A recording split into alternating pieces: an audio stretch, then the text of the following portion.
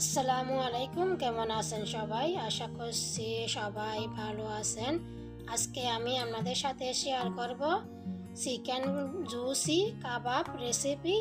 ভালো লাগলে লাইক করবেন, শেয়ার করবেন, সাবস্ক্রাইব করবেন নতুন রেসিপির জন্য। চলুন দেখা যাক কি কি লাগবে আমার।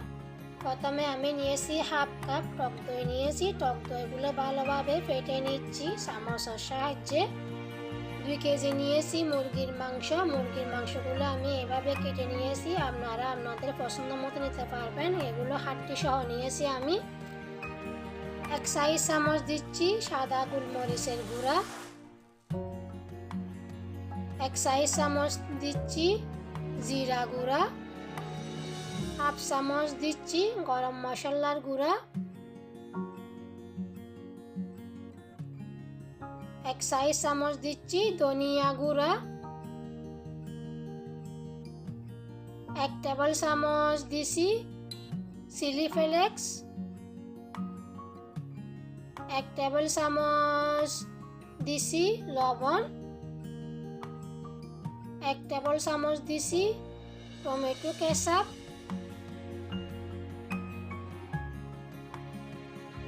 1 টেবিল চামচ দিছি হট সস। 1 টেবিল চামচ দিছি লেবু রস। 1 টেবিল চামচ দিচ্ছি আদা রসুন বাটা।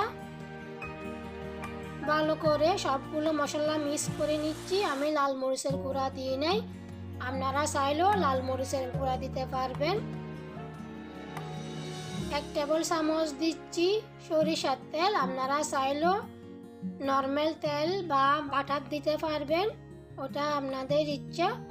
আবারও সবগুলো মশলার সাথে তেলগুলো ভালোভাবে মিক্স করে নিয়েছি। দিয়ে দিচ্ছি চিকেনের মধ্যে। চিকেনের মধ্যে মশলাগুলো দিয়ে হাত দিয়ে ভালোভাবে মাখিয়ে নিচ্ছি। জালগুলো যেন ভিতরে ঢুকে সেজন্য ভালোভাবে মাখাইতে হবে। মাখানো হয়ে গেছে, এখন আমি 3 ঘন্টার জন্য ফ্রিজের মধ্যে রেখে দিচ্ছি কভার করে। 3 ঘন্টা পরে ফিরে আসলাম। একটা নিয়েছি বেম্বো স্টিক বা কাঠি নিয়েছি। মুরগির মাংসগুলো আমি কাঠির মধ্যে গেঁথে নিচ্ছি। একটা গেঁথে নিয়েছি, এখন সবগুলো মাংস এভাবে গেঁথে নিচ্ছি। সব মুরগির মাংসগুলো রেডি হয়ে গেছে। এইদিকে ফ্রাই প্যানের মধ্যে আমি সরিষার তেল দিয়ে দিয়েছি। তেলগুলো যখন একটু গরম হয়ে আসলো তখন আমি দিচ্ছি চিকেন কাবাবগুলো দিয়ে দিচ্ছি। সবগুলো বসিয়ে দিচ্ছি।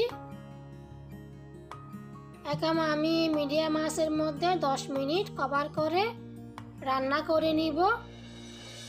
কভার করে দিলে চিকেন থেকে যে পানিগুলো আছে পানিগুলো বেরিয়ে আসবে। তো 10 মিনিট পরে ফিরে আসলাম। চিকেনগুলো আমি উল্টিয়ে দিচ্ছি। দেখুন পানিগুলো একদম বেরিয়ে গেছে। আবারও আমি এভাবে ডেকে চিকেনগুলো রান্না করব। চিকেনের পানি দিয়ে চিকেনগুলো রান্না হয়ে যাবে, একদম জুসি জুসি হবে। তো আবারও আমি ডেকে 12 মিনিট মিডিয়াম আঁচের মধ্যে রান্না করে নিয়েছি। দেখুন ঝোলগুলো একদম টেনে গেছে, কোনো পানি নাই। দেখুন মুরগির মাংসের মধ্যে মুরগিগুলো সিদ্ধ হয়ে গেছে। এখন আমি উপরে একটু ধনিয়া পাতা কুচি দিয়ে নামিয়ে ফেলছি। দেখুন, তো এই চিকেনটা আপনারা নান রুটি বা পরোটা বা রুটি পোলাও এগুলোর সাথে খাইতে খুবই ভালো লাগে, আর পুরি। তো এটা খুবই জুসি একটা কাবাব। দেখুন একদম ভিতরে সেদ্ধ হয়ে গেছে, একদম গলে গেছে। তো আপনারা যদি এভাবে বানান তাহলে স্বাদও দ্বিগুণ হয়, একদম জুসি জুসি হয়, খুবই সুস্বাদু হয়। তো আপনারা ঘরের মধ্যে পোলাও বা ফ্রাইড রাইস বা পরোটা তান্দুর রুটি এগুলো দিয়ে আপনারা খাইতে পারবেন। ভালো লাগলে অবশ্যই আপনারা ঘরের মধ্যে ট্রাই করে দেখবেন।